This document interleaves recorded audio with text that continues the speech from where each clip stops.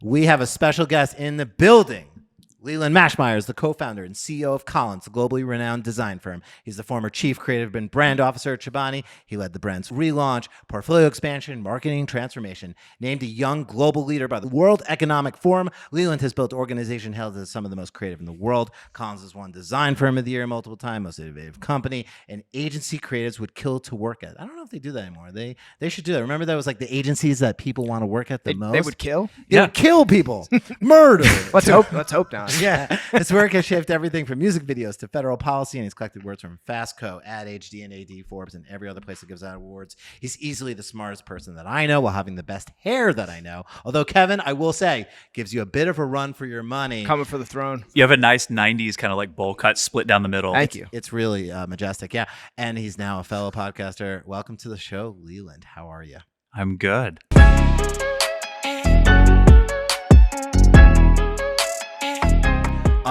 That's cool. That's cool. What's her name? Your co-host. What's her name? Ana Andjelic. Yes, and she wrote that great book, right? Or she has a Substack. Yeah, so she has a Substack called The Sociology of Business. Yes.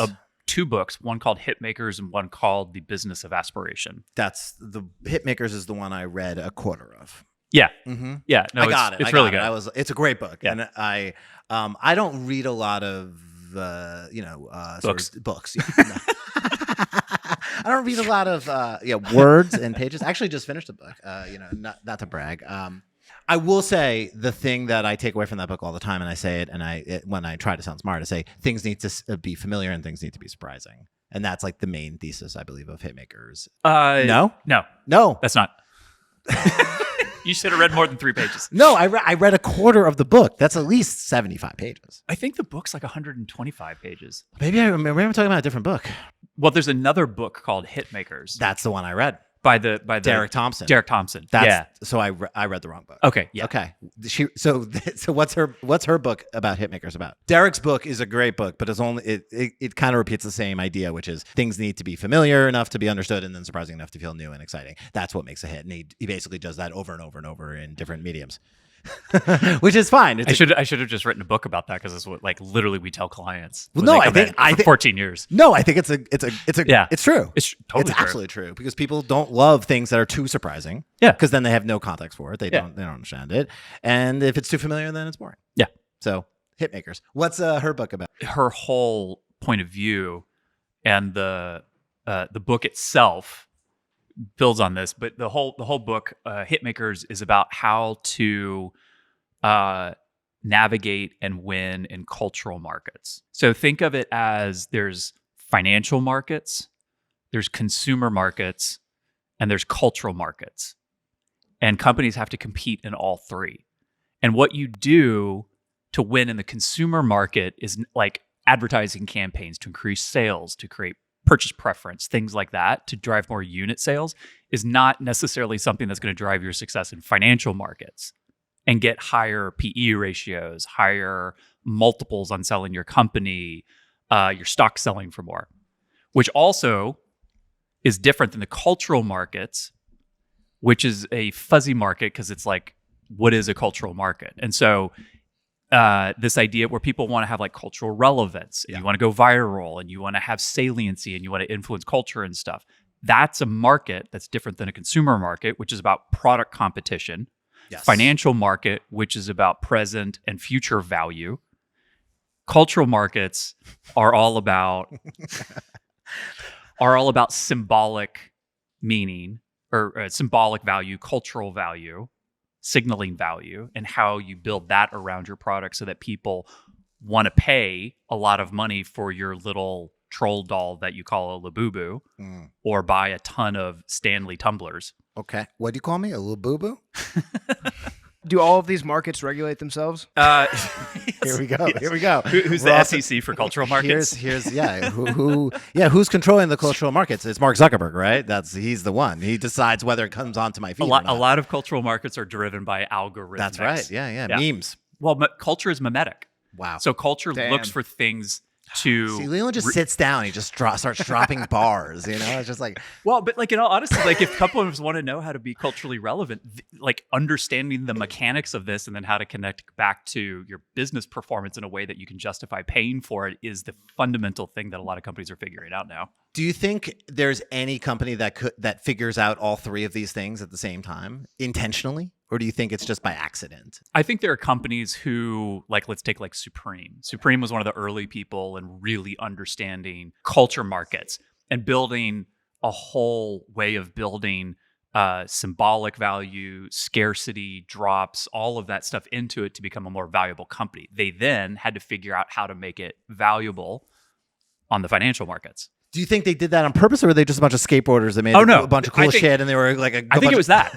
I totally think it was that. Yeah, and but eventually, the guy who invented penicillin stumbled upon it as well. You don't have to have an intention to create something of value. You can stumble into it, but you have to recognize that it's value, and then you ask, well, what do I do with this? I think the Supreme drop model is really interesting because I think they were just making shit and putting it out there in a way, and people are like, oh, it's this genius drop model. And it's like, no, just fashion used to be in calendar quarters. And then Supreme was like, we're going to drop t-shirts whenever the fuck we want to make t-shirts. 100%. They were probably also constrained by how much they could produce because they didn't have a lot of capital to pay for tons of shirts to hold in stock. So they're like, okay, well, we're only going to run like 100 shirts because I don't want to pay for stocking. So that's how the model came out. We're give it to a bunch of skateboarders. And literally, they'll go to clubs. The book I did just finish is Mark Ron's book, which I do really like. I read memoirs. I don't read boring books like you do. I can't be bothered. Memoirs are great. But and I like, the stories. And he talks about the sort of clubs in the 90s. He talks about the Supreme kids mixed with the hip hop kids. It's like, this is just culture. It's just born from cool people doing cool shit. And then brands and businesses are like, we want to be like those people. Mm-hmm. Do you think you can reverse engineer that? Or I don't think you I feel like there's just some magic that you can't create, like with strategy, intention, design, branding, business, etc. I think the answer is in between. Yeah. So I do think there's a level of magic. So it's not causal. So it's not like you can control an outcome. Yeah. But you can create the conditions for the outcome to happen. And if you pay attention to it, you can seize it and grow it and scale it. I told you Leon's going to come here again and just say a bunch of shit like this, and you're going to be like, it's all like in many ways, all business does is it finds where value is in the world and then builds a scalable model around it so more people can have access to it. That's true. And then monetize it. See that? Yeah, monetize it. Basically make something cool that a bunch of people like and then make it bigger for more people to like it. Yeah. And then, in many ways, like marketing's job is to take something that has been already manufactured and find a way to make it cool. So it's like the reverse way. So you're coding the new Collins website from 7 a.m. to midnight. You're coding that thing? No, I'm not coding it. But I assume by the time this podcast comes out, it's going to be out there. So do you want to we could just talk a little bit about like why is building a website important in 2025 and what is this website doing that other like the previous Collins websites haven't done? Well, there's only been one previous Collins website. That's true. It has been the same website for a very long time. It has been the same website for an extremely long time. And when we designed that one, it was in the rise of the Web 2.0 era. So everything, in that era was bubbly and shiny and had gradients and all this stuff and bright colors. And we just went like the complete opposite direction. Is 95, right? Yes. We went like brutalist and like cut to the bone minimalist on everything on the site. We went dark mode like in the early 2010s. And it's literally been the same site since then. Since I worked with you guys, that's the same site. It has all the same work. I imagine just... do you know the numbers of how many millions of designers go to the website and look at the case studies? And because I feel like I give Collins so much credit and always have for, again, creating what I consider the sort of modern design studio case studies. Like case studies didn't look like that before Collins did it. Like how many? Like, do you know the metrics of just how many people are going to the site and so taking the photos? It's downloading them to their desktop. It is very funny when people show us mood boards. Oh yeah, and one of our pieces of work is in there, or my work from Chobani and stuff, and they don't know Though. They're showing it to us. Yeah. Anyway, but no, it's a website. Is it totally new from scratch? Like the old website dead, like completely lit it on burned fire, down? watched it burn down, built something entirely new. So we track that stuff because it's a site, but we don't pay attention to it because conceptually the site was just a repository catalog for work from the past. So we weren't optimizing anything. We weren't improving flows and we weren't doing any of that. It was just a place to flip through past work. Are you going to have all of the projects that you guys have currently? Because I believe you have like quite a number of them. Yeah, we're bringing those over, adding a bunch of new content to all of them.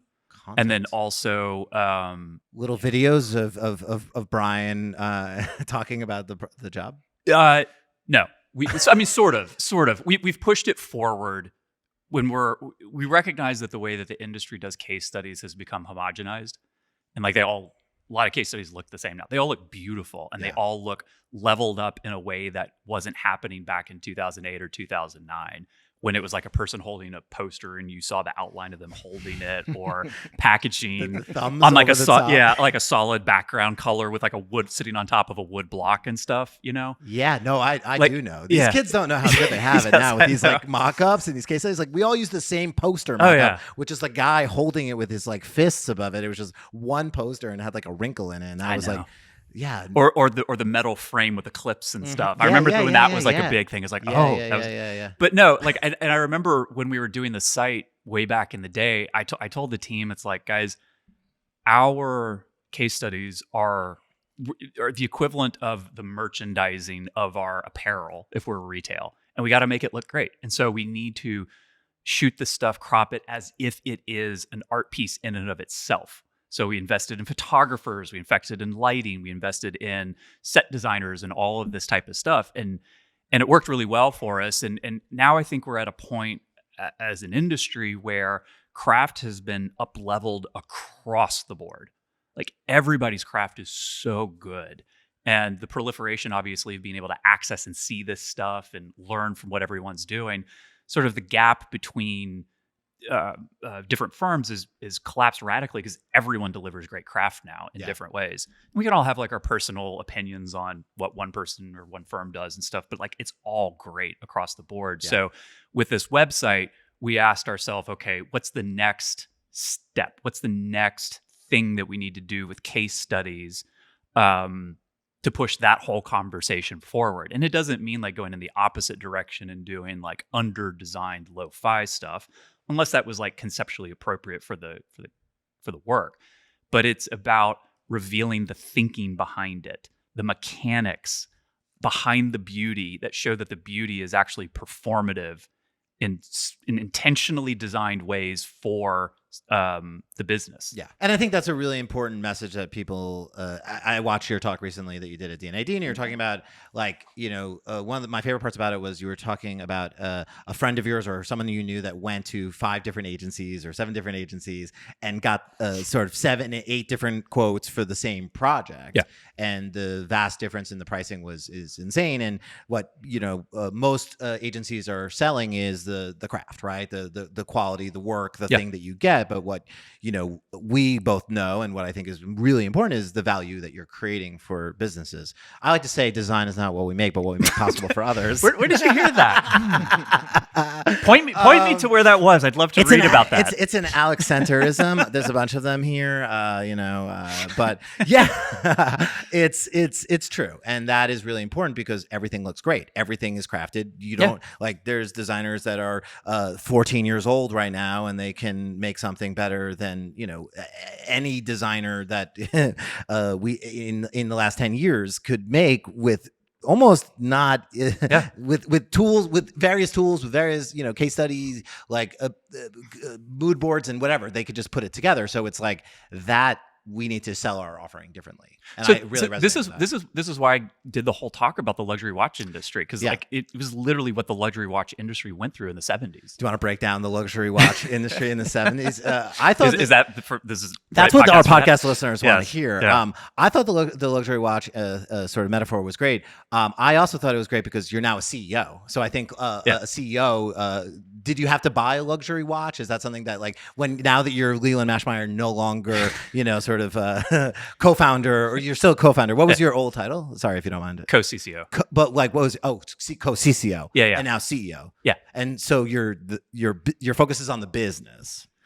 Yeah, I mean, my focus is on the business in the traditional sense of a CEO, but like I'm still a creative director cosplaying as a CEO. Okay. Right. So like I look at it from the perspective of how do I build a truly creative business built for the future? How do I bring creativity and design to a commercial approach? How do I bring it to company design? How do I bring it to employee experience?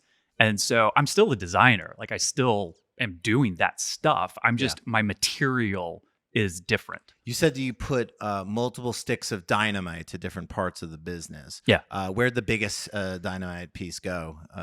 Website, I guess, was one of them. Well, so the website, but I think the initial biggest piece was doing what I call a value market fit transition. So, and this is a lot of language that comes from the tech world, but it's really instructive for any business. But tech companies start with an initial product. They make an app that sends disappearing text messages to each other, right? Single function, eventually called Snapchat. I was going to say. Yeah, we're I know. talking about Snapchat. I'm hinting without suggesting. Yeah. But they make a product that does one thing, and then eventually people love it, and they start using it. They pay money for it, or they reuse it, and they stay. And so that's called product market fit. When you have created a piece of utility that a part of the market wants to regularly use, then you move into a phase of figuring out, okay, well, how do I monetize this? How do I turn a product into a business? Okay, so then that's what you end up calling model market fit. Okay, eventually you have to grow as a company and become more than just the widget that you built. You have to sell other things. And so that's called value market fit, where you're trying to level up what you're selling from utility of a specific, tchotchke that you've made to a value-based proposition that allows you to make a lot of different things that all hold to that. The example that I always give to people is when Nike went from running shoes to basketball shoes, they didn't say we're still a shoe company. They said, we're an athletic performance company. That's the higher order value that their products end up delivering. So we went through that. And so we ended up focusing on the idea of transformation, business transformation through brand, as opposed to we redesign your brand. You were a brand consultancy, right? Or was that the first? I mean, we were really like a brand design studio. Initially. Studio. We did brand identity design and packaging and things like that. Very classic core competencies for a brand design firm. But the things that when we were at our best, when clients really loved us and when we did the work that we were most proud of, it's when the design work that we did led to a fundamental change in how the company operated, how it positioned itself, what products it sold, things like that. Can we go back to some of those early days? Because that's one of my favorite parts of having a podcast and getting someone like you here that I've known for a really long time. And of course, I always pick your brain about many things, but I have you here and I can ask early days of Collins, like formative years. I know, small team. What was that like? Like, take me back there. I know you met Brian on like a message board, like you guys were like pen pals. How did you guys meet? Like, what is that? Like, what is the story? That's so funny how the story kind of like evolves. In storytelling. So I was working at an ad agency in North Carolina, a place called McKinney. Okay. And that's where you went to school. Yeah, I went to the University of North Carolina, Chapel Hill for college. And so McKinney was a great advertising agency. And I was working there for a little bit, but just didn't feel like the industry was the right fit for me and stuff, and ended up discovering what design was. Because before that, I'd been introduced to brand, and I was super hardcore into brand all through college, and that's why I wanted to work in advertising, because I thought that was the place to really shape brands. As a strategist, primarily, or as writer, or designer? I didn't want to go to portfolio school. So the only way that you can get into the advertising industry as a creative is if you go to graduate school at what are called these portfolio schools. Like Miami Ad School.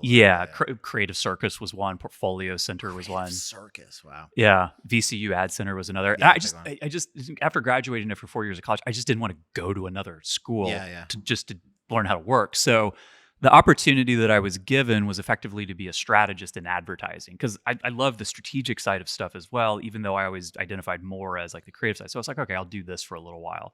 It's my foot in the door into the industry. And I actually had this one guy at the agency who understood this and was actually, he was a very senior creative director, and he was actually training me to become an art director in the agency. So he would give me assignments and I would do them at night. He would crit them the next day. I would iterate on them. So I got this really great kind of one-on-one grad school experience on the job with like really close teaching and mentoring.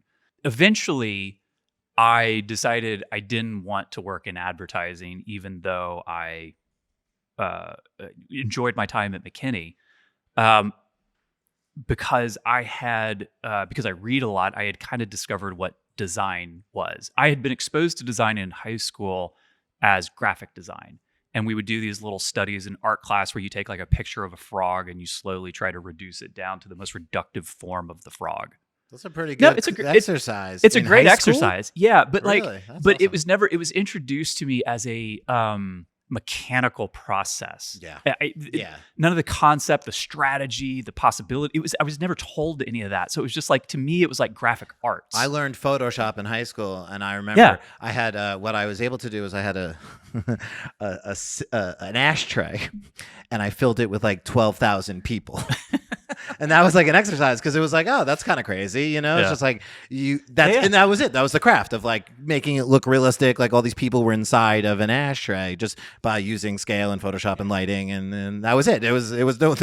So I taught myself Photoshop and Illustrator because I just thought it'd be fun to design CD jewel case covers. Oh yeah, hell yeah. Like, so I would do like the Deftones and Republica and stuff like that. Anyway. So anyway, while working at McKinney, I kind of discovered what design with a capital D really is. And I was like, this is amazing. And so I didn't really have anyone to talk to about it. So I just started a blog. Okay. One topic blog? Like what was the blog called? It was a blog about architecture and science and design and it was like very Leland Maschmeyer type thing. I know, it was a very Leland Maschmeyer type of thing. What was it called? It was called Maschmeyer. Okay. Maschmeyer.blogspot. Wow. But I wasn't writing for anyone. I was just writing for myself as a way to like capture and hold ideas. Got it. So why I'm saying all of this is because I'm still very young in the industry. I've only been at McKinney like 2 years. And I am reading voraciously everything. And there's this one cover from Fast Company magazine called American Masters of Design. Yep. And each issue was dedicated to Yves Behar and other people. There's this one guy on the cover named Brian Collins. And this issue that I got, I read it because I was very interested. Mm-hmm. And I was like, wow, this guy thinks exactly like I do. Like, he's in this big New York agency, Ogilvy, and you know, I'll never work with him, but my God, this is so cool. Like, I love his thinking. So I wrote a blog post about it, capturing all my thoughts about it so I could like organize my thinking and stuff, and just posted it and thought nothing of it. I'm telling the short version of the story. Like, I think maybe like a year later, Brian reached out to me. He's like, I'm that guy. Yeah. And said, hey, I've been reading. Effectively, the story goes, even though this is a very condensed version, he goes, I've really loved your writing. I would love to meet you next time you're in New York. Cool. So immediately I just bought a ticket, just went up to New York and said, hey, I'm in New York. Yeah. And we got breakfast. And what was supposed to be an hour-long breakfast ended up becoming a 3-hour-long breakfast at Pershing Square. It ended up being 3 hours. And literally at the end of it, we decided to start Collins together. Wow. Why not call it Maschmeyer's? So I get that question all the time. Shit, fuck. It sounds like a great hotel or a great restaurant. Like, yeah. So at the time we decided to do this, Brian was a master 45 and a master of design, an American master of design. I was a 25-year-old nobody. Mm-hmm. I had no success in my career, no name, no recognition. And it was like, why would we call it Collins Maschmeyer? Like, my name is so long. It's going to be an awful URL. Mm-hmm. It'll get shrunk to C&M, mm-hmm. which doesn't sound good. And then we're going to lose the equity of his name. His name had all the equity and all the draw to it. So it was just like, it just made so much more sense to call it Collins. I just wanted the thing to succeed. I didn't have I didn't have any ego. And Brian wanted to call it Collins Maschmeyer, but I was just like, I don't think it works. And I think it puts the ego ahead of it working. Do you regret that, or do you feel like that was the right decision? I mean, I mean, I don't know that I regret it, but because I'm not the type of person who likes to always be out front. I'm the behind the scenes I was going to person. say, I like you that guys, much more. Yeah, you guys are a bit of a Seth Rogen, Evan Goldberg, situation. I don't even know who Evan Goldberg is. He's the guy that writes all of. He's Seth behind- Rogen, yeah, behind the scenes. He's the behind the scenes guy. Exactly. You don't know, but he wrote Superbad. Oh, okay, got it. Yeah. He's written everything that Seth Rogen has ever done, but he is the behind the scenes guy. Yeah. So I prefer that. And it's one of the reasons why Brian, not that Brian wants to be out front, but he's really great at that. Oh, and, he's and a so showman. I've learned so much from him about how to be out in front and not teach, but entertain and all that stuff. Because I'm super nerdy and academic, so I was default to teaching as he's probably very self-evident in this conversation. He's no, I think you guys are now, like, again, like, I feel like I see you both talk. I see you guys do some talks where you guys are together at times, or you guys do your own version of talks. And yeah, yours, again, you're a front man, as good as Brian in many ways, and you guys have your different styles of things. Yeah. But it's such an interesting story to me, because you guys are like, again, this like odd couple, this like sort of this ingenue and this master. And so we used to go into meetings with potential clients when we were starting out. And again, he was 45, I was 25. Yeah. And everyone thought I was his assistant. And so they would all like, talk to me like, what I was does Brian the want to have assistant. for lunch? Yeah. Yeah. It's like, can you go get me, a coffee? I'm like, okay, all right. And I would go get the coffee. And then Brian, and we'd sit there at a table like this, and Brian would go, John, really happy to be here with you. We're really excited for our conversation today. I'm going to turn it over to my co-founder to lead the conversation, He's so Leland. mortified. And then inevitably, these like 60-year-old men in suits would look at me and just pause and go, I have socks older than you. I cannot tell you how many times I was told that in the early years. People, is that a thing? Do people say that? Oh, yeah. I got socks older than you? I have socks It's a older than you. classic thing. Wow, That's a classic thing. Yeah, it's a classic thing to be like, you're so young. Yeah, I got a pair of boxers in my drawer I've had longer than you. Wow. Yeah, it's a weird fucking thing to say. But anyway, so I'm like 25, and I don't know what I'm doing with myself or what to do or things. I'd never started a company. I always wanted to. Yeah. So I didn't know how to run a company. I didn't know what entrepreneurship was like. And this was like before all the What year is this roughly? This is 2008. Okay. So this is even before like all the big explosion of entrepreneurship and entrepreneurial culture and stuff. It was like just before that happened. Yeah. And it's just the two of you. You guys start hiring people. Like what are the first like clients? Like who? Like I know Tim Goodman. I know there's some big names that come in pretty early, but like so John Fulbrook, Tim Goodman, Jason Nuttall, some really great small team working with us. Was there a moment where you guys were kind of like, oh wow, we're creating something truly special, formative, like we're going to change the design industry forever? We're the best in the world at this? No, the first years were so hard. Yeah, God, it was so hard. I mean, but it didn't feel like, I guess, an instant success. Like when? No, it definitely didn't. Look, starting a company is so hard, and look, not for me. I know. Well, for some of us, idiots. Yeah, it takes us time, but like that's what people say. It's so hard, so hard. Not for me. Like the design industry was different back then because design was even more cottage than it is now. If it was in an ad agency, it was sort of like a specialty department that was rolled in for pitches to say we do more than advertising, and it was like the last thing presented.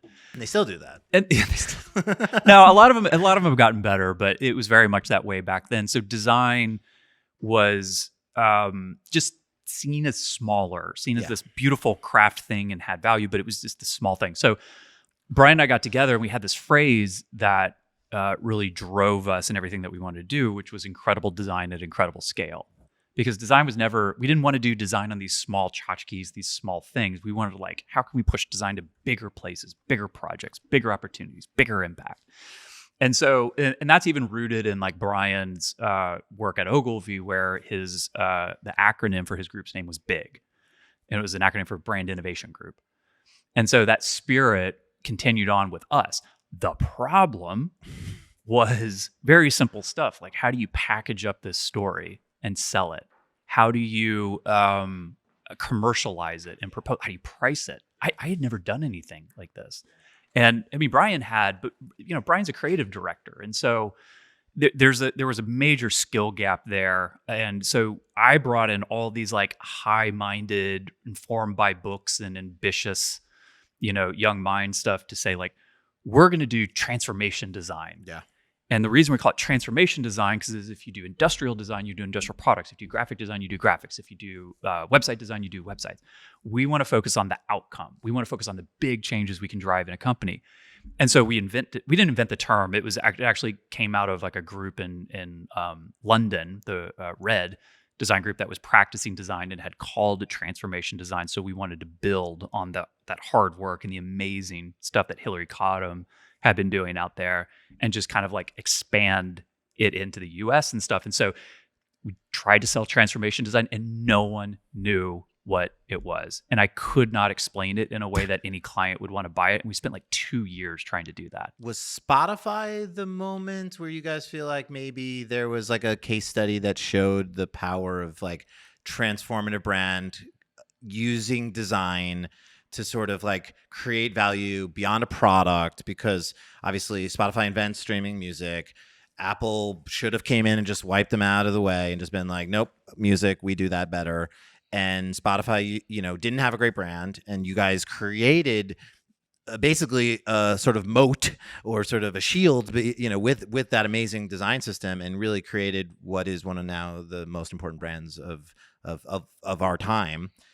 Was that like, or is there a project before that? At least that for me, that was the first time I was introduced to Collins, I think. Yeah. Well, I mean, I love that you introduced it that way. I mean, I should say that Spotify didn't win because of the brand. It won because of the combination between the brand and very sound product and business strategy with it.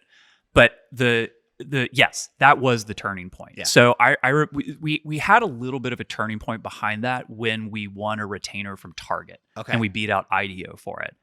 And that was one where I saw that come in. I said, we're going to win this. Yeah. Because I just want to prove that we can win this. And we changed our whole strategy and the way we pitch ourselves and present ourselves. And we were much more practical, much more tactical. And this was one of the real instances where it was like, let's genericize ourselves so that people know how to buy us, as opposed to coming out with this like grad school academic thesis of design. Dumb it down and double my dollars. I don't want to say dumb it down. It's a Jay-Z quote. Oh, okay. Yeah. I dumbed it down to double my dollars. But yes, that's exactly what happened on Target. And so I then jumped off of that. And then when Spotify hit Brian's inbox, I remember distinctly saying to Brian, I go, Brian, this is the most important project we'll ever win. I'm going to go win this.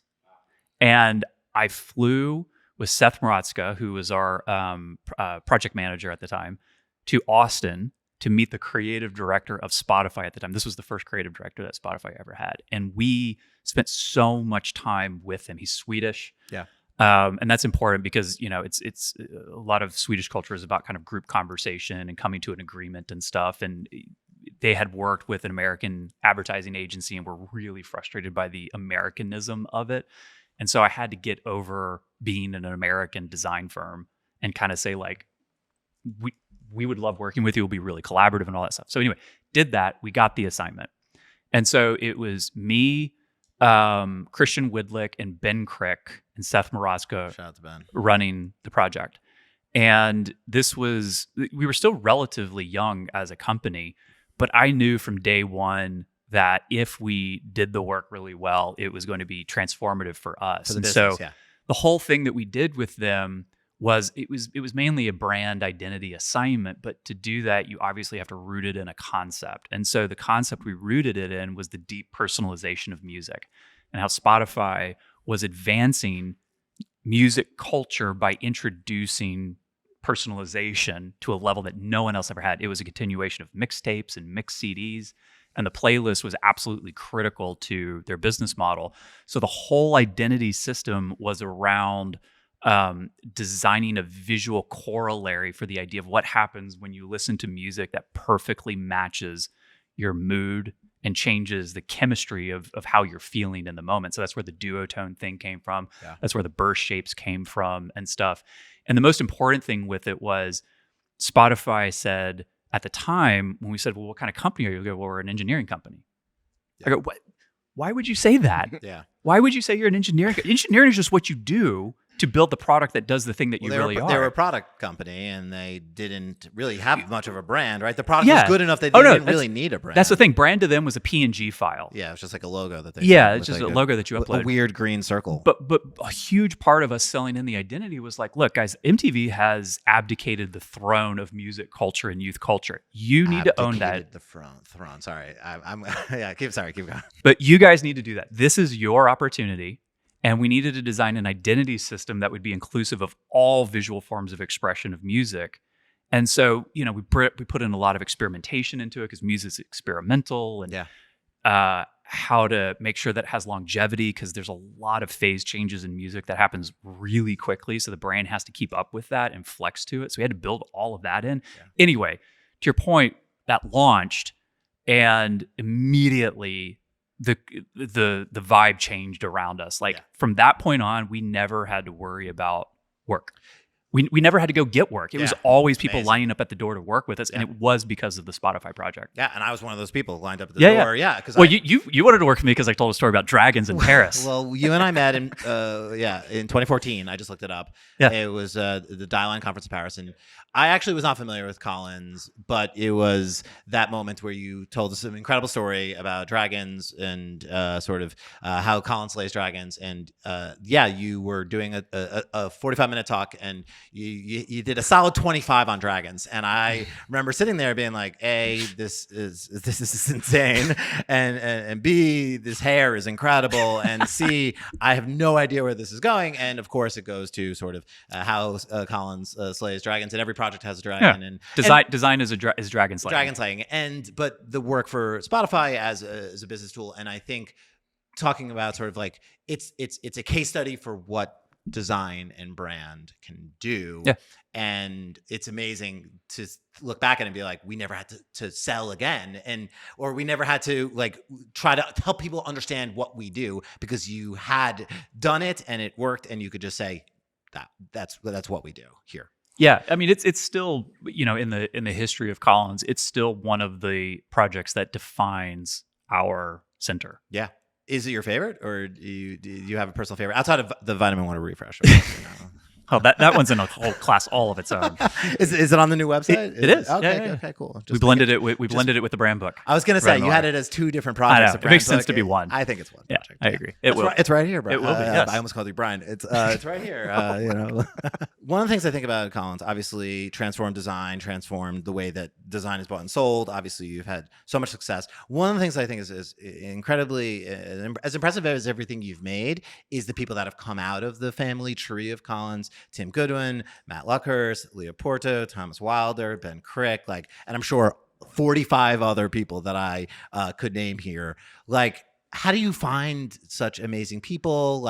What does that make you proud looking back at sort of all these people and seeing what they're doing now in terms of the in sports? There's called the coaching family tree, right? And it comes down from Parcells, and he's got his assistant coaches, and they become it. And I feel like Collins has that same reputation and that same sort of lineage. Do you think about it? There's so much to think about on a daily basis that I don't dedicate a lot of time to it, but I'm very proud of it, and I'm really honored and happy that it's noticed.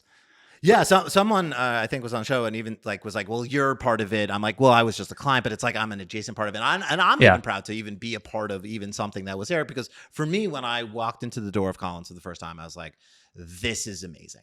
Just genuinely, just being like, holy crap. I've been to design studios, I've been to ad agencies, I've been to all sorts of creative shops, but there was a different energy. There was just a different, it was a place that was making a craft at the highest level, but also, like you said, it's not just about the craft of making things. And it's about what I love about design, which is making things that have value, but also that people love and care about. And, and I think for me, it's really set the tone for, certainly all the work that I've done in my career, but I think again, it's transformed all these people's lives. And I think that's the legacy, of course. I look at the work and I'm like, oh, amazing work. But I think about the legacy in sort of the people more so, and the sort of splintering out of all of what they've gone on to become and what they've now done, and sort of how the whole industry has transformed because of that. It makes me so happy to hear that, and to all honesty, because Brian and I are teachers. So I taught at SVA's graduate program for about 10 years. He taught for longer than that. Yeah. So we've always seen Collins in many ways as a teaching hospital. So it's not the place that you come to stay for a long time. It's a place that you come to stay for a period, have some really intense work, really intense moments and stuff, and then kind of carry that with where you want to take it. And so it makes me really happy seeing people like, for instance, Ben. Yeah. I think that's his fourth or fifth name check on this podcast. I know, he's so getting far. a lot of love. Shout out to Ben. Yeah. Great guy. Awesome. But seeing him succeed so much at Apple, and even being highlighted in videos, and like he is the personality on the video walking through design for Apple. Like that's amazing. Yeah, that's amazing.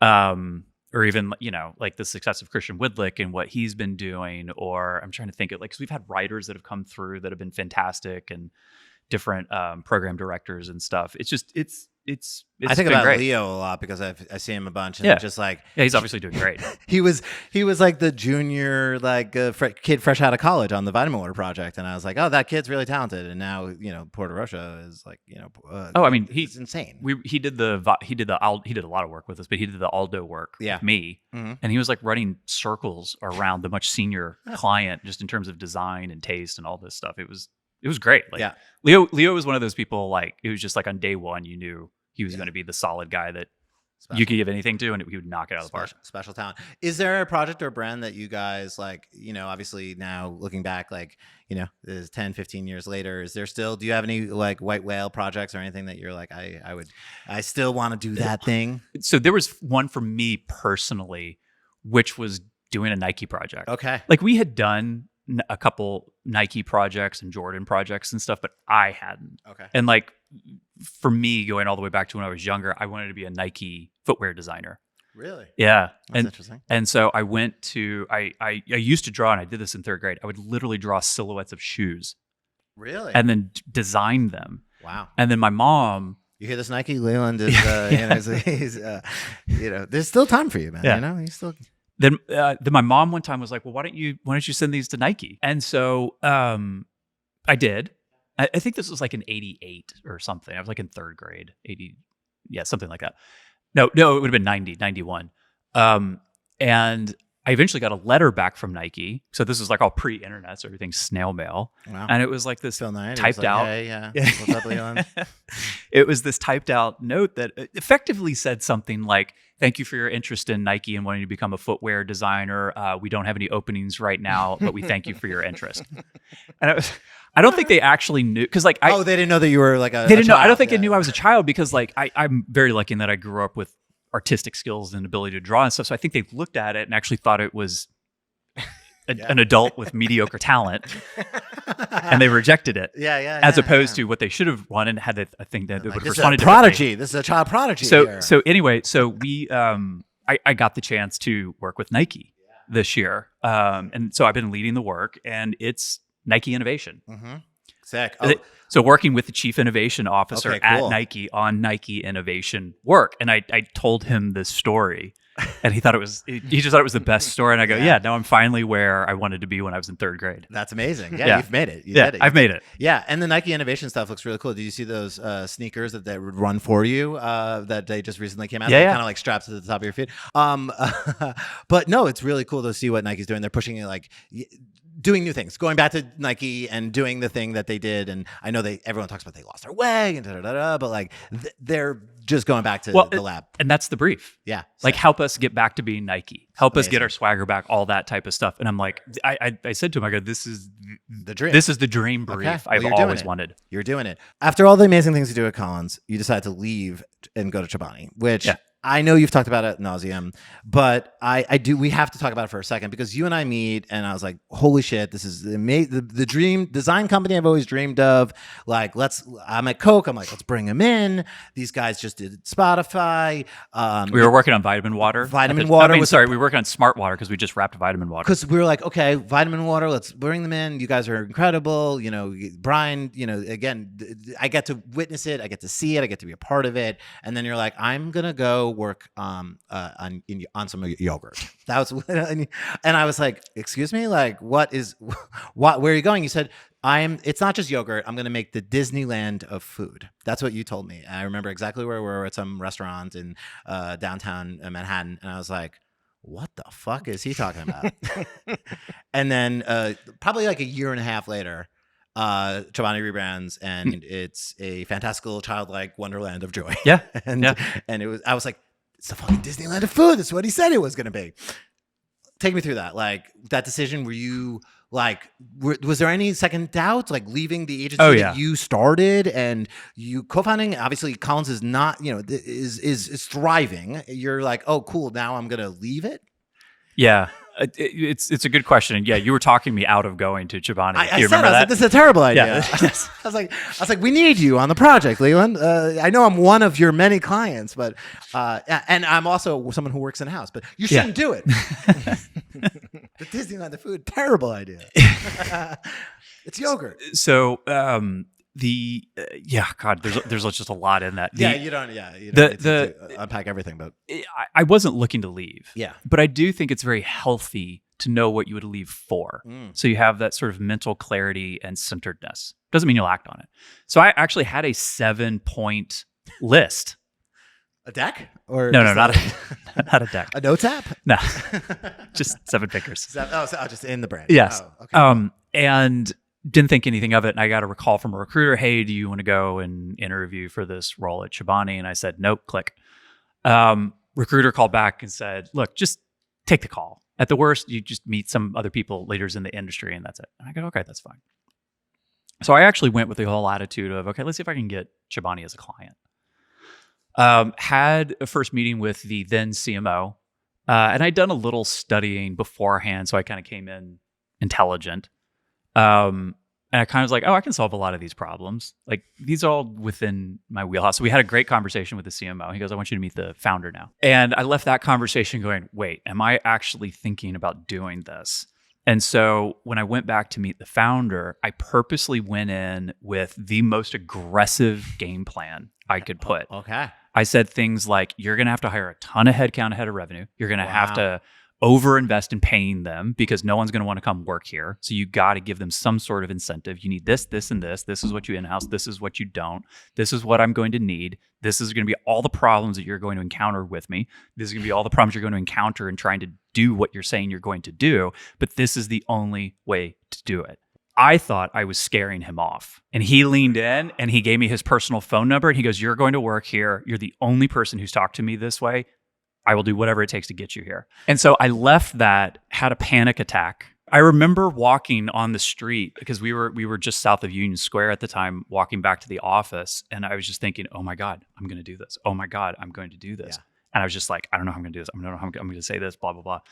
So anyway, long story short, obviously I go, and it was one of the hardest things that I ever did. It was the best thing I ever did, but there was absolutely no evidence it was ever going to work. Yeah. Like there were so many headwinds, and there was so many things stacked in the deck against what we achieved happening that I had many moments where I thought I had made a terrible career decision. Really?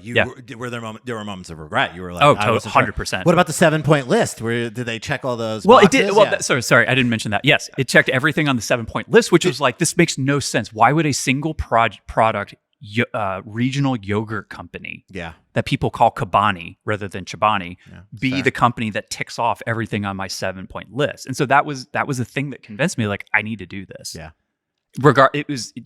Otherwise, had I just looked at it on the surface, I don't think I would have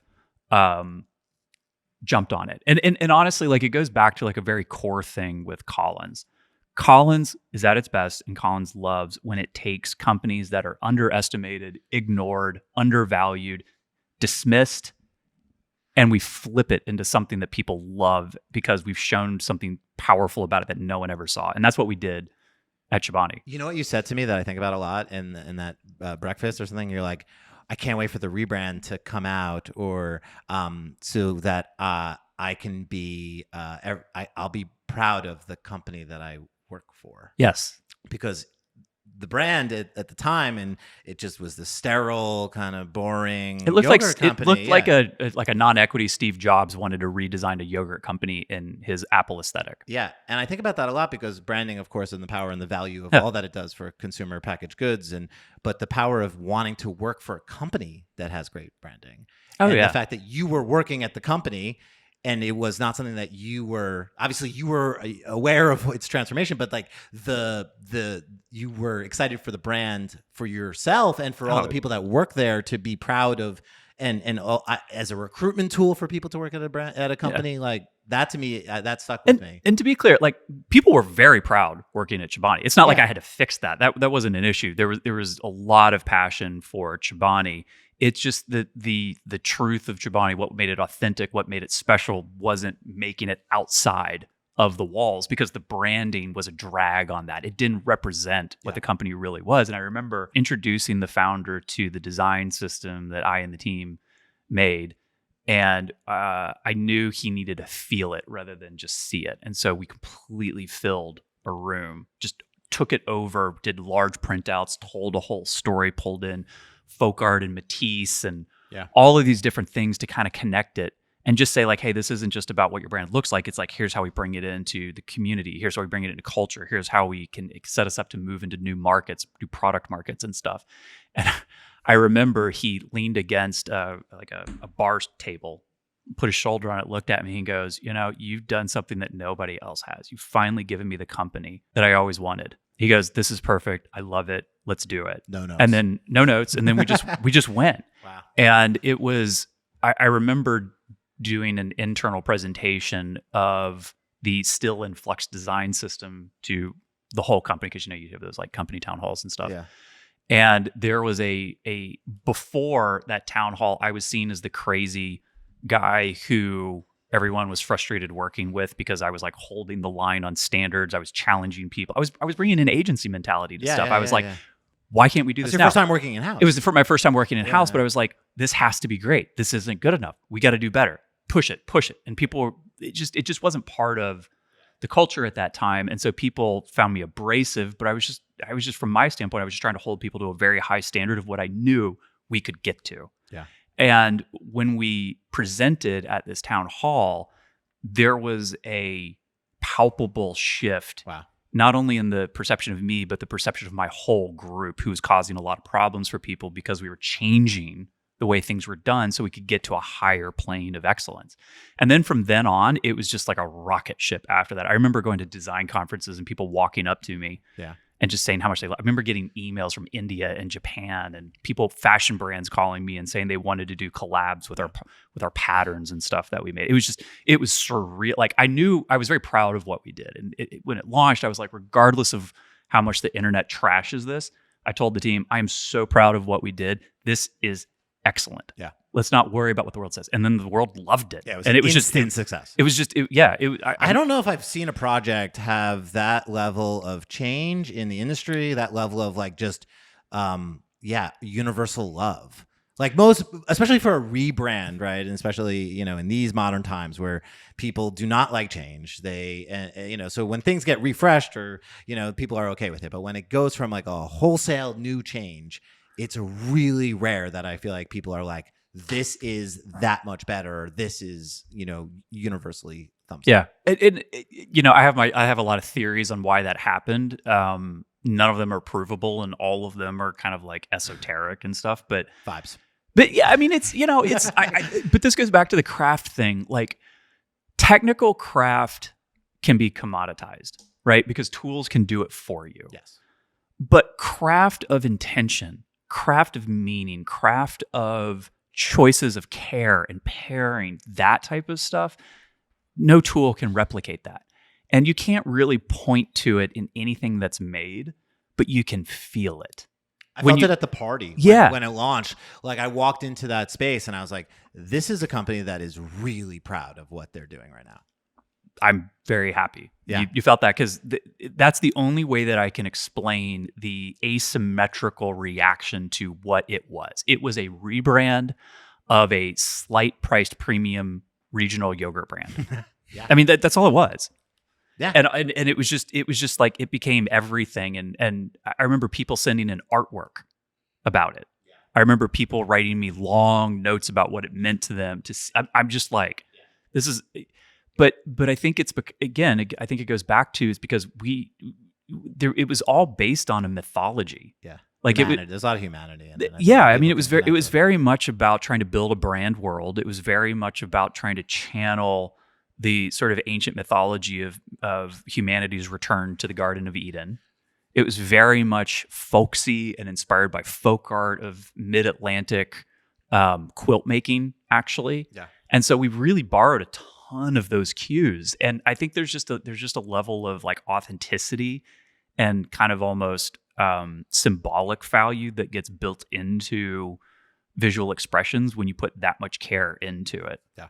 How does it feel to be the most copied brand of the last decade, You know, I actually love it. Yeah. I keep track of it. Really? You have a folder of I have a folder of dupes? There's a dupe of CBD dog biscuits that is the exact Chobani packaging with their information swapped in. It's there are basically what I've kind of discerned is, just like Apple became the aesthetic for global technology. Yeah. I have the receipts for this, so I can say this. But talk your shit, Leland. But the Chobani rebrand has become the global aesthetic for wellness culture, yeah. And it might be drifting. And food too. Yeah, I mean, I also remember Ithaca Hummus. Yeah. Ithaca Hummus, who was in the Chobani incubator. Call him out. No, I'm kidding. Well, no, I mean listen, it's the exact same. Yeah. No, listen. I mean, and I don't mind. We all listen. I'll speak for all designers. We all saw it, and everyone was like, "This is a beautiful way to show food that both feels." Like, again, it's wellness, it's health, it's magic, it's not a PNG of a blueberry on the front of a yogurt that indicates flavor. It's an artistic, it's a beautiful solution, and it's it is don't go on Pinterest if you don't, or go on Pinterest if you want to see a million versions of it across hundreds of different brands. But that's the power of great design. It sets the trend, like you said. It became the language. Finding different kinds of points of inspiration and building narrative worlds around it, and designing from the narrative world rather than visual reference. That was the thing that really kind of opened up the multi-layeredness. Like the TV commercial, I think, is a really good example of that. Which one? The kids when they're running through the forest. Oh, the food fight one. Yeah, I loved that one. Yeah, because it's just like that. It's from the same place as the other packaging. And it's just the world of it all. It's the Peter Pan and Lost Boys having a food fight with each other. Right. Yeah, it goes back to Disney. It goes back to Disney. So after you do this, you have this incredible success. You're like, I miss Brian. I got to go back. Like, what was the thinking? You know, sort of like, you did what you had to do, of course, but like, did you ever think that you would maybe work at Chobani for the rest of your life? No. Because I knew time would run out. Like I joined Chobani when they were $1 billion company, and did the rebrand. So I led all creative, took over brand management, led that, took over a product innovation strategy, took over corporate development, took over marketing, and just gelled all that together. And like, I loved that because it was really pushing creativity into all these different parts of the business. And then this was right before the pandemic hit, and we were prepping to do our S1 to go public at a $10 billion valuation. So took it from 1 to 10 billion. And I just didn't want to be a part of a publicly traded food company. And I didn't feel like there's anything left for me to do. Like, businesses go through a natural like experiment until they unlock enormous value, and then they go into an exploit phase. Yeah. Which it's explore and exploit, but it sounds critical, but it's not. But it's true. It's like when you find enormous value and you build something that you should try to capture as much value from it as possible. And so that's the exploit phase. And like, there wasn't a lot for me to do in the exploit phase. And so it was just like, I started thinking about what to do next. It's a beautiful way of saying you did what you came to do. And, it was time to sort of move on. I mean, I think every designer knows that when you work on a project. And even if it has the most success in the world, like there comes a point where like creatively, you're like, okay, what's next? And so next was going back to Collins. Yeah. Was that an easy decision? Did you contemplate anything else at that time? Any transition isn't clear, because every transition is a moment to kind of like think and reassess. And so Collins was an option that I was exploring. There were other big level positions with big titles and big check sizes and stuff like that would have been very prestigious. And I investigated those, but none of them they all actually seemed like very small roles, big titles with small roles that didn't interest me. And what I did was I reflected on what was really important to me rather than defaulting to an answer. Yeah. And what was really important to me was building. I love building companies. And so rather than leave and go start a new company, I was like, I think Collins was ready to go to the next stage. Yeah. And so I came back that's why I came back as CEO. Yeah. I came back to take Collins to the next stage versus and build on its past, but rather not just continue. And all starts with this new website that launches tomorrow, that by the time of this podcast recording will have been out for 2 months probably. Yeah. I mean, that's sort of phase 2 okay. of the transformation. The initial transformation happened in Q4 2021. Okay. When we repositioned as a business transformation consultancy. Yes. And where brand design was a pillar of what we did, but it wasn't 100% of what we did. So we added new disciplines, we developed new points of view, new processes, and so on. And that sort of transformation of Collins, I remember you guys like won like ad agency of the year, and you're like, it was like transformation agency of the year. Like it was very much like a point of differentiation for you guys to not be just considered sort of design agency or considered just a brand consultancy anymore, just a transformation company. Is that staying, or is that in the sort of new version of Collins 3.0 or whatever? It's sharpening. Let me put it that way. Okay. So the transformation part was super important because it gave us permission to expand into other conversations. And it's not that we left design behind, but we use design as our strategic method in everything we do. So everything that we do across the company is still design, even if we're not making design objects. Just like me being a designer as a CEO. So let me get this right. So you want to make the future so irresistible that it becomes inevitable. That's another Alex. I know. I should write that down. Write it down. This is very good. You just you shake Leland. your sleeve and these things fall out. He's been saying that. I've been saying He's been saying that. and like it's just a kind of this is just how I So, feel. but it went back to that statement, and that business transformation thing went back to what we started the company to be. It's just that the market, because of the digital transformation, the decade of digital transformation led by management consultants, had educated the market as to what a transformation consultancy was. Okay. So we could go back to our original ambition. And so that's what we did. We had huge financial success with it. We've had huge client success with it, and continue to win agencies of the year every year since. But now, now with AI in the game, now with different markets. What? AI? Was it artificial Sorry, intelligence? A1. Oh, A1. Artificial intelligence. Okay, yeah. Sorry, just now with that in the game, and with some other trends in the market, and just kind of like the leveling up of everyone in the industry, we have to do the next iteration of transformation for the organization, where we're leaning into even more a more specific outcome. So our job is to make companies more valuable. Yeah. To people, investors, and society. And so it's all about rewriting the worth of companies through design. I think it's incredible, and I really appreciate the sort of work that you guys do to really push the whole industry forward. Because as a group, there's this is an actual Alexism is don't be a crass person, be a thought leader, and I think that's something to me is like I love the craft of design, but to me it's really important that we don't fall into that sort of craft maker sort of piece where it's just about making things look pretty. And I think that's always been the sort of the design sort of plight is how do we push forward. And I think it requires people and leaders and agencies like you guys to say, this is where we're all going, everybody come with us. And we're gonna take some swings, and we're gonna make some charts, and we're gonna sort of we don't know, but we're gonna push, or we're gonna try. And I think that's really valuable for all of us. So and it's like and thank you for saying that. It's very generous. And I think at the end of the day, craft will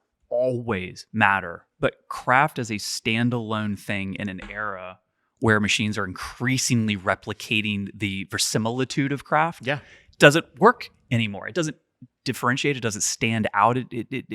You're not the whole kind of like business rationale behind selling craft was about selling access to elite skills that were hard to find. Now That's that so hard to find anymore. exactly. Yeah. Whether that's through design programs, which have produced incredible talent, through tools that close that gap, the craft is just much easier to find right now. So while there's utility value to craft, there's not as much economic value to craft anymore, which is why clients don't pay as much for it anymore. So you now have to pair craft with something else to create that economic value around it. Is that why you were named a young leader at the World Economic Forum? Talk to me about this. Young global leader alongside Pete Buttigieg, Wyclef Jean, and Megan Rapinoe. What a group. Holy shit. And Leland Maschmeyer. What do you guys talk about? What are the four of you guys up to over there? Yeah, what's the forum saying? Yeah, what's the forum saying? What is Pete Buttigieg, Wyclef Jean, and Megan Rapinoe, and Leland Maschmeyer? What are you guys up to over there? Just a lot of complaining. A lot? Everybody, a lot of whining. Yeah. Well, Buttigieg is always calling me up and saying, "Bro, what do I do about this Trump thing? What do I do I'm with going on an interview. Give me some talking points." give me something to say. Something smart to say, Leland. What are we doing with all this money? Where do we put this money? Yeah. How do we? What do I do with these flights with the doors flying up? Come on, you're a designer. I know you have an idea of how to keep the doors on. Close the door. Yeah, don't make the door there. What? It was crazy. The door doesn't even need to be there. Apparently, you can fly totally fine. No one fell out. No one fell out. No one Must died. show that it's not that serious or critical. Yeah, I agree. You would assume that the air would just get sucked out. Everyone just crash down. Turns out, door can be open. We should have planes with open windows. Yeah. Who else is on this World Economic Young Leader Forum? What Mark Zuckerberg is one. I've heard of him. Some prime ministers, the prime minister of New Zealand, Iceland. Is that the one that's dating Katy Perry? No, that's Canada. Oh no, Justin Trudeau. Justin Trudeau's a young global leader. Yeah. Yeah. But I like can see you and Justin Trudeau getting along. Just, yeah. he just can't bring Katy Perry. Why? I'm gonna bow out of that invite. Because she went to space. Yes. No, it's okay. So it's obviously part of the World Economic Forum, and every year they select 100 people globally who they think represent, as the title says, future global leaders. And there's like a whole vetting process. There's a whole criteria. You have to be nominated. You have to go through interviews, all this stuff, and then they do a selection. And I was lucky enough to be selected in, I think, 2020. Wow. Well, congratulations. I mean, it seems like you need more jobs, because I'm also looking at your current resume, which has a lot of April 22nd, 2022 to now. You have a lot of to nows. You're a co-founder of Sway, which is an amazing clean materials company. You're on the board of directors at Basis. I don't know what that is. It's an energy tech company out of New Zealand. You're also a managing director at Key Path Energy. What is that? Another? It is an investment. Investment. And then Kelmhurst? Kelmhurst. It's my micro VC firm. I was going to say, you have a VC firm? I have a VC firm. What are you investing in? So we started a business to sell you. Yeah, well, not to get into fund dynamics and so on right now in LPs, but effectively the first fund we raised focused on enterprise software. Okay. Right? Because it's available, has good upside, good margins. It's an easy thing to raise money against and deploy against, and the portfolio is actually doing very, very well. A big part of what we've transitioned to is a TAC ops strategy. So what that effectively means is you're looking for, and I'm going to drop a financial term, you're looking for alpha in the market, and then you raise money around it to go invest in it. So basically, Kevin, shut off the mics. We're done here. We find opportunities that we think have really good upside, and we bring it to our community of investors, and we raise money against it in what are called SPVs, special purpose vehicles, and then we invest in them. I knew that one. Yeah.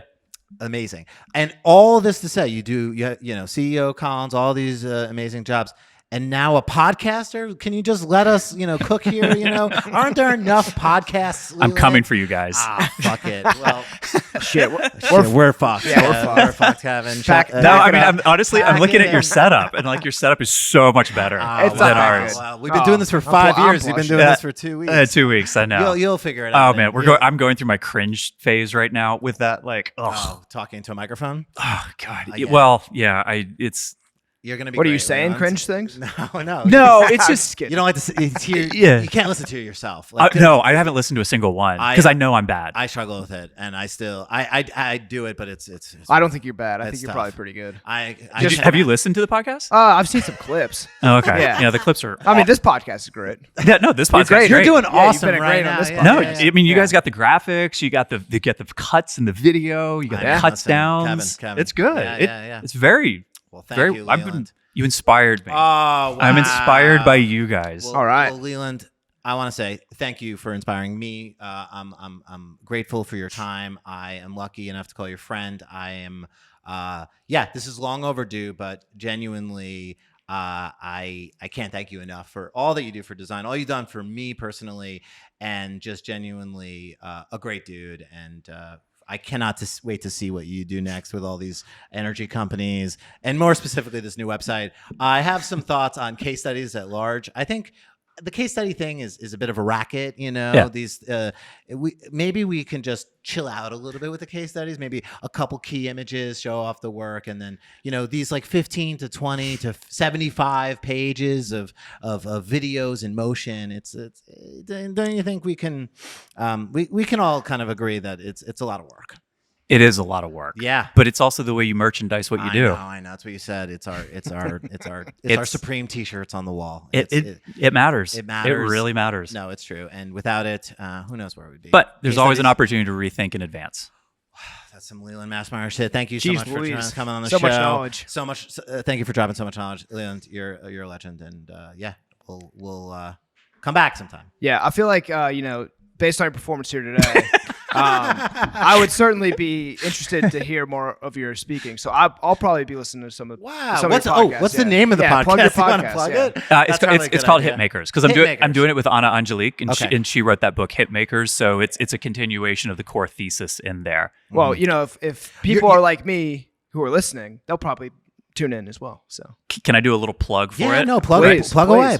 I have to take advantage of these since we're a fledgling long tail podcast Yeah. to catch up to the fat part of the tail where you guys are. That's right. And if you have been listening for an hour and 25 minutes or watching on YouTube, shout out to the YouTube. now we're Yeah. we're just about an hour. then We're good. Then they're loyalists, and they definitely want to know about your. Got it. Yeah. Yeah, Plug away. plug, Plug, plug, away. plug.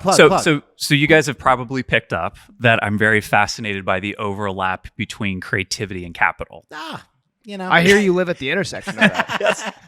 at the intersection. Yes. That's right. Yeah. Mom, pick but- me up. I'm at the intersection. But I think they creativity. actually have a lot in common than people think, and they're not actually opposite sides of stuff. They're actually pursuing the same ends, just with different tools and some different vocabulary. So when you unite forces in sort of a Justice League approach, you can do like insane, amazing things. So the podcast is built on that spirit, where we look at how cool is made in cultural markets and then track it to how it affects capital in financial markets. Cool. So that so it's a way of looking at culture through the lens of finance and economics. And so you can actually understand how creativity makes a difference in the financial performance of companies and markets. Yeah. Fire. Yeah, and it's important, like people, because again, like I hate when people dumb it down to like making things cool, but in some way, it's so important. It's what people find to be cool influences everything. Well, it's like why we don't talk about just in academics. It's like, why did Labubu become popular? Yeah. Or why did Zoran just win the mayor? Why did Zoran win the mayor? Yeah. Why is Donald Trump understanding this better than a lot of CMOs and chief brand officers? Why did Rode Haley Bieber's thing sell for $2 billion? Why was it so successful? Like when you unpack this stuff, you actually realize it's not magic. Like there's magic in there. Like you can't squeeze that out, but there's actual real mechanics for taking things and like building real businesses around it and taking something that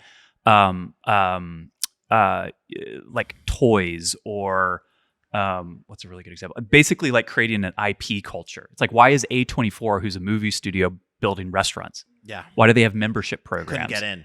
Yeah. Overbooked for the evening. Fuck you. No, I'm kidding. But this is the things that we explore, and we kind of help all the audience kind of understand this based on things that we're seeing in the real world, and then we kind of unpack the mechanics behind it so that people can like learn how to do it in their brands, in their business, and in their work. Yeah, Sold. and her Instagram is amazing. I've been following, But her it's not for a while. happenstance. It's not magic. There's like, think of it this way. Yeah. Like if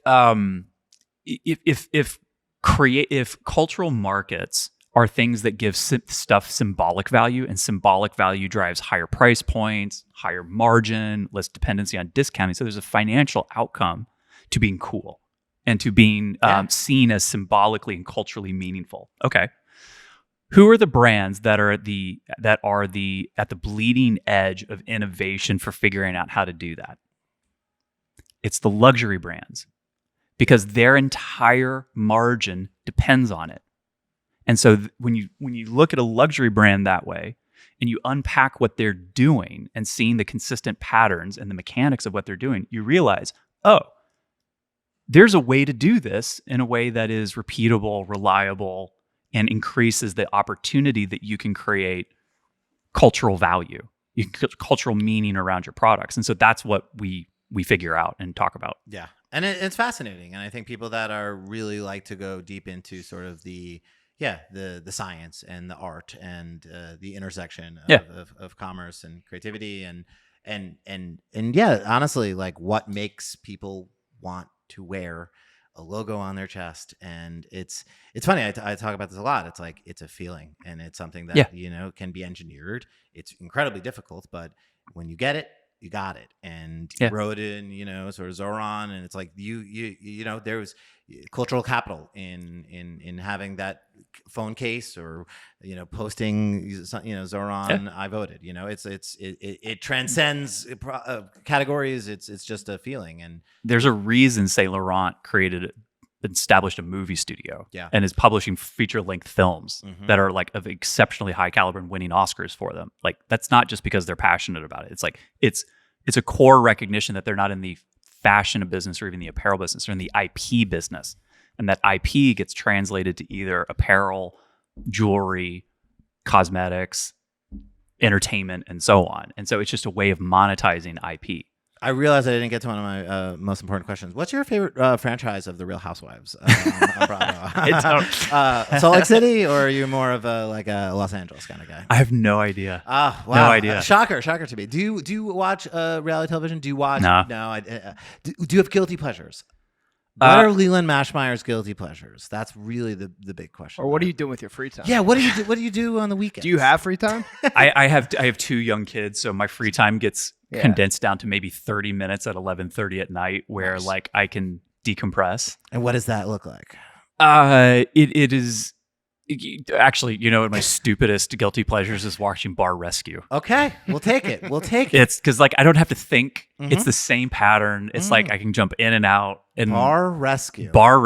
It's a lot like Transformation. It's There's some parallels there. Yeah, maybe I'll write a LinkedIn post about what Bar Rescue taught me about transforming businesses. That'd be fire. That would do numbers. That would do numbers, bro. Maybe I'll have John Tapper come and you should interview with me. I bet you could get him on the podcast. You could totally get him. Yeah. In the preparation for this episode, Kevin puts together these insane Google Docs. It's like 12 pages about you and all these things. And one of them says, check out this LinkedIn post that did numbies. And it's that post that you put about someone that you met at a party, about dinner party. And they said that there's no voice for design anymore. Does anyone have a point of view?